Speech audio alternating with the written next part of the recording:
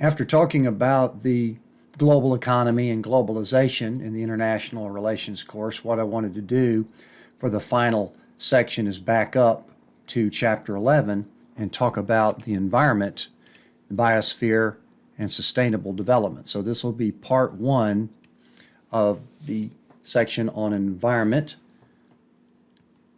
So let's talk a little bit about the biosphere, which is our system of the earth that has evolved as kind of an interactive unit. And we can look at the biosphere as a collective good that all of the people on the planet share to some extent, or at least regionally. We've got fisheries, rainforest, rivers. Those are all examples of parts of the biosphere that humans depend on and have to collectively take care of. Mentioned at the very first of the class about the tragedy of the commons, where herders were given access to just an open pasture. And if, as long as one herder starts to think that, well, if I can add a few more to my herd there and improve my profit, what's going to matter, right? It's not going to cost me anything else, so I'm just going to add a few more. But if all of the herders do that, then they could eventually deplete the pasture to where it's unsustainable because they were all pursuing their own individual self-interests. So therefore, institutions have evolved over the years, collective action, agreements, most importantly, political organization and decision-making to figure out how to sustain that particular commons. And so what we're looking at now is global commons such as the oceans, our atmosphere, even outer space, that we all have to figure out how to keep it sustainable. This is a joke that may have been credited to others as well, but that's something that we may have a tendency to do, is say, well, what have future generations ever done for us? So that's just a way of kind of sarcastically pointing out that we're not necessarily prone to looking that far ahead. But what have we got facing us? Well, we're looking at a carrying capacity on this earth that could be getting taxed. We have increasing population, we'll talk about that, resource consumption times mounting waste and pollution, and we could be facing some form of a biosphere crisis down the road, in some cases with respect to global warming, which we'll talk about in the next lecture, maybe seeing some effects of that right now. And the challenge is to protect this biosphere while at the same time advancing human socio-economic development, because there's lots of people in the world that want to improve their standards of living and have a happier, more comfortable life by being able to get access to things that the Western societies have in general been able to accomplish. And even in Western societies, there's evidences of problems and inequality, and even facing their own environmental crises as well. So what is some of the conundrum that we're dealing with here? Just for example, there's 6.6 million cars in India, and you can look at newsreels on India and you can see the massive amount of congestion there. But just imagine if people in India owned as many cars per person, per capita, as they would in the United States, they would have 535 million cars on their roads if it was the same as far as how many cars per person we have in the United States. And if they were all internal combustion engine cars, you could imagine what the potential smog pollution problem could be. Looking back at the U.S., we've kind of been fairly successful over the years and have not really been focused on conservation all that much. And the United States uses 30 times more petroleum per capita than India. Americans discharge 20 times more CO2 per capita than people of India. And CO2 is one of the gases that we expel just by breathing, but as well in addition to our fossil fuels that are contributing to the global warming. Our population is increasing, probably not as much as it was projected back in the 60s. We'll look at that here in a minute. But we may have to produce as much food in the next 4 decades as it has produced since the beginning of civilization. Population is going to be increasing most dramatically in the developing countries. Looking at our energy consumption in the United States, petroleum, use of oil, over the last decade or so, it did start to decline, particularly as the warnings of global warming started to become a little bit more prominent, and then we spiked back up, and currently the United States has been increasing their petroleum production, and the United States is the biggest petroleum producer in the world. We did curtail on coal because that is considerably more of a dirtier fuel, a little bit more dangerous as well, but we literally picked up that slack with natural gas over the past decade or so. Nuclear energy has pretty much leveled out, particularly since the 80s, not long after the 3 Mile Island accident, Chernobyl, and then Fukushima. The nuclear industry is pretty much stagnated at that level. Still, 81% of the world's energy consumption is from fossil fuels, and that has come down a little bit over the past decade or so, where it was up around 90%. We are seeing some decline in use of the fossil fuels because of these other options out here. Particularly, we see the pickup in the biomass and the other renewables there, solar and wind in particular. 80% of the greenhouse gases, and that's what we're talking about, fossil fuels that release carbon dioxide and methane, those are the two biggest ones. 80% of those come from the industrialized states, the developed countries. 40% come from just U.S. and China, the most energy-producing states. The developing countries' emissions are projected to surpass the developed states within 10 years. So as they develop, and if they start to develop with fossil fuels, then they are going to surpass the rich countries in their emissions of greenhouse gases. This is just a map showing where the general concentration of coal-fired plants are around the world. So you can see, particularly in the United States, the Midwest, the East, very heavily driven by coal-fired power plants there for a long time, particularly Europe, in Eastern Europe. You can see quite a bit in India, and of course China was putting on a new coal-fired power plant, probably something like one a month there for a while, and then they have cut back on their coal-fired energy production. The resource problem, based on our known reserves at our current consumption rates, we're looking that oil and natural gas could be depleted by around 2070, 2080, and coal could last 100 or more years because we are cutting back on coal, so it could last longer if we continued to use it. So that's another reason why we would want to look at other renewable and more sustainable type energy sources anyway, because even if we just kept using this, regardless of global warming or not, they would eventually run out. 30 states use nuclear power, and that's on average about 20% of their energy production. And that, as I said, that's pretty much leveled off because of the potential risks if a nuclear plant has an accident. And of course, there's the issue with storage of the nuclear waste, which is also preventing it from a resurgence, because you could certainly argue that a viable option to these fossil fuels would be nuclear energy, but we still have to overcome the fears of those potential risks if there's a nuclear accident, and then of course what to do, how to store the nuclear waste, which has years of radioactivity. Here's what part of the lopsidedness of it. With 10% of the world's population, the developed states consume 50% of the energy. No real surprise there when you look at what the developed states have produced that requires more energy, but the rest of the world is going to want to develop like the rich states have, and they will be producing more energy as well.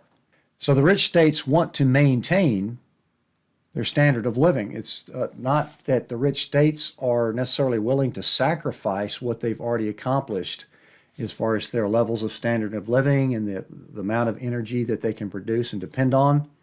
They want to maintain that standard of living while promoting the economic development of the least developed countries. We talked about, particularly with the international economic development, it's considered somewhat of a win-win situation.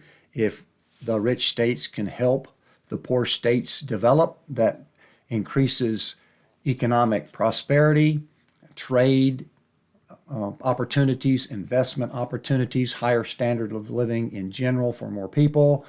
And at the same time, rich states want to manage these problems of resource depletion and environmental damage. And we've already talked about the economics of a state is typically higher priority than the environment. If the economics are going good, then people will slow down and say, well, okay, well, now we need to take a look at the environment. But particularly in economic downturns, the environment still goes to the back seat, try to get the economics back on track, and then we'll worry about the environment later. And all of this is in the face of increasing complexity, trying to provide more opportunities for more people in the face of a growing population. By 2050, projected to have about 9 billion people on the planet, would be an increasing challenge to our carrying capacity that we talked about. The rich states of the world are starting to slow down in their population, and that's somewhat of a counterintuitive concept that we'll talk about here in a minute. But over 90% of the population increase will be in the poor countries of the world. They have slowed down over the years, but that doesn't mean that we're still not increasing in our population. The fertility rates were at about 6 to 7 per family in the poor countries, but worldwide, that fertility rate's decreasing now at about 2.5 worldwide. The sustainable fertility rate is 2.1, and most of the developed countries in the world, including the United States, are below that. Last year, the fertility rate for the United States is 1.7, so that suggests that we're already in a negative population growth rate. Now, what's also going to contribute here, despite the fact that even the poor countries could develop, we're not going to be able to slow down the population growth in the near future. We'll be looking long term as to what's probably going to be happening in the next century. If all states tend to develop, then we might see a leveling off of the population. But the demographic transition means that as death rates fall, so as these developing countries start to improve their healthcare systems and more opportunity for people, then the death rates will fall as supplies and healthcare expands. But then the birth rates will fall later because there's going to be a lag time. Then birth rates fall as people become more educated and secure. So that comes later. So that's where we see with this demographic transition, we see as countries develop, the death rate is going to fall first. And the birth rate is going to pretty much stay at the same level, perhaps still increase a little bit for a while. And so what we're going to have here is a period of rapid population growth in this period right here until the birth rates start to fall as well, which they typically do as a country develops. So we'll talk about that here in a second. As population increases and we get fewer deaths, we'll have decreasing child mortality because there's more drugs available. So children are at less risk of dying at a very young age. This is what we call the infant mortality rate. And we will also be living longer. So that's increasing to the population. We also have a relationship between poverty and birth rates. Cultural norms over time with particularly poorer families or agricultural-based families, they typically have bigger families in order to guard against infant mortality, in order to have more people working their land in order for them to survive and sustain. They also have limited access to birth control. So as the country develops, then there's less need for more children, and they have more education and more access to birth control. China used government policy to try to slow down their population. It did reduce growth rates, but there was some pretty dramatic consequences from that. There was the female infanticide, where female babies were killed because of the cultural norms of how a boy baby being more valuable in the long run than a girl baby. And that with education, that of course will slow down as well. And even selective abortion, once some of those techniques became available, the female fetus was aborted, because if you were only allowed one child, a lot of poor rural families would have preferred a boy baby. Again, these are results of long-standing cultural, traditional norms and ignorance and lack of education and perceptions and customs. But we still have the consequences of that, 1.4 to 1 men to women, particularly in rural areas in China. And that could also have some other consequences of how do you match up if there's a lot of men out there that aren't able to find a partner. Well, that could result in immigration of women or trafficking of women. There could be some illegal and legal ramifications to try to alleviate that. Also, if you have a lot of young single men who are unable to find women, there could be, obviously prostitution, but also studies show that there's more likelihood of conflict if you have a lot of restless young men in society. So those are some consequences that could come up from a rather authoritarian approach to lowering your population. Now let's look at how the population has grown. We see that 12,000 years or so ago, we estimate about 4 million people, and then it's just relatively flat. And then we get into the 1800s and boom.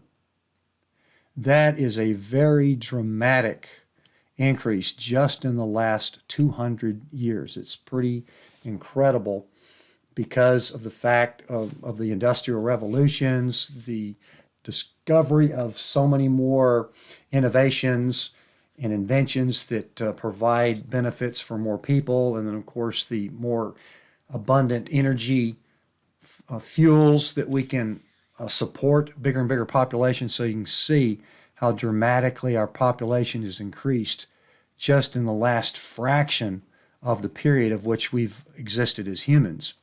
If you had a hypothesis on global warming, which yes, humans have contributed to that, because when you look at all of the increase in population, all using fossil fuels in this period, it would be hard to not prove that humans are contributing to that.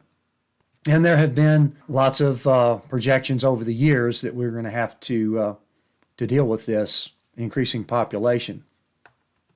Interestingly enough, the rich countries of the world are at relatively low or even negative population growth rates. As I said, the United States is more than likely in a negative population growth right now. Last year, the replacement rate was 1.7. And as I said, the replacement ratio is 2.1. So we're already below that. And all the developed countries of the world are already at a very small population growth rate or already in the negative growth rates. As you can see here from some of these chart, even Russia, negative growth rates, several Eastern European states and negative growth rates. Japan is actually worried about their population growth rate. They're relatively isolated culture and have not been very proactive in bringing in immigrants to sustain their younger population, and their population is aging and they are in a negative growth rate as well.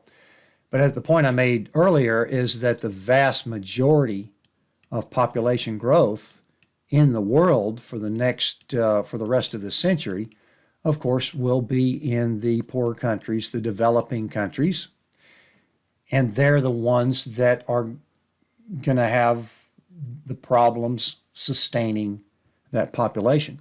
In part 2 of our lecture on the environment, we'll talk about some of those things that are going to be at risk. So when it comes to reducing birth rates as far as controlling the population, which could be as high as 11 billion in the next century. But the social approaches, of course, are more education, more information, more access to birth control, the fairly logical things that would promote family planning. But the economic approaches are that what was not quite understood back in the 60s, because there was a lot of alarmism going on in the 60s that our population was growing so fast that we were not going to be able to sustain it.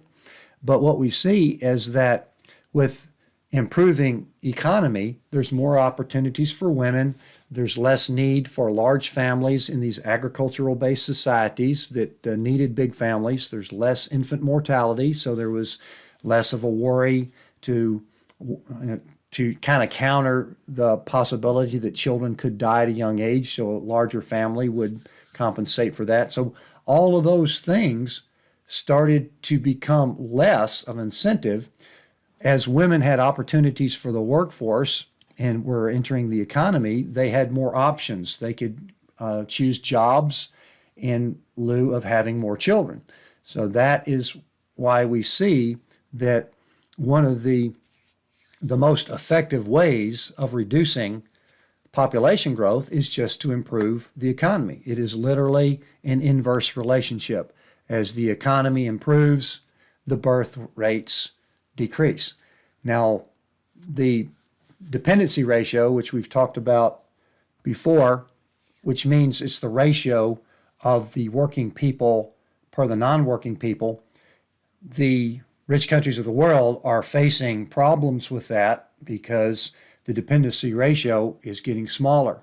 So we're having fewer working people that are trying to sustain a society that has a larger number of non-working people, particularly an aging population that has retired and living off of social insurance, for example.